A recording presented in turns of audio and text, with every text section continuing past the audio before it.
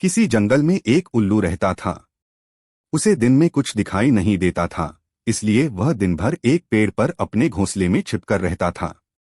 सिर्फ रात होने पर ही वह भोजन के लिए बाहर निकलता था। एक बार की बात के गर्मियों का मौसम था।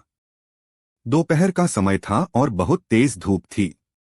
तभी कहीं से एक बंदर आया और वह उल्लू के घोंसले वाले पेड़ पर आकर बैठ गया।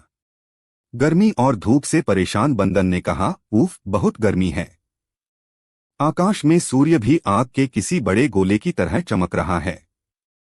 बंदर की बात को उल्लू ने भी सुन लिया। उससे रहा नहीं गया और बीच में ही बोल पड़ा, यह तुम झूठ कह रहे हो।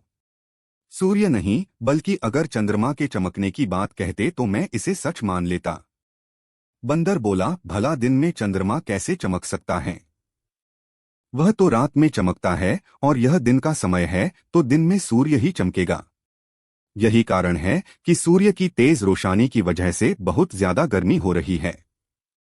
उस बंदर ने उल्लू को अपनी बात समझाने का बहुत प्रयास किया कि दिन में सूरज ही चमकता है, चंद्रमा नहीं, लेकिन उल्लू भी अपनी ही जिद पर अड़ा था। इसके बाद उल्लू ने कहा, चलो हम दोनों मेरे एक मित्र के पास चलते हैं, वही इसका निर्णय करेगा।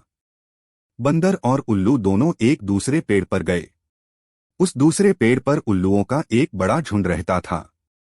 उल्लू ने सभी को बुलाया और उनसे कहा कि दिन में आकाश में सूर्य चमक रहा है या नहीं, यह तुम सब मिलकर बताओ। उल्लू की बात सुनकर उल्लुओं का पूरा झुंड हंसने लगा। वह बंदर की बात का मजाक उड़ाने लगे।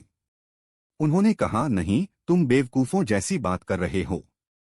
इस समय आकाश में तो चंद्रमा ही चमक रहा है और आकाश में सूर्य के चमकने की झूठी बात बोलकर हमारी बस्ती में झूठ का प्रचार मत करो।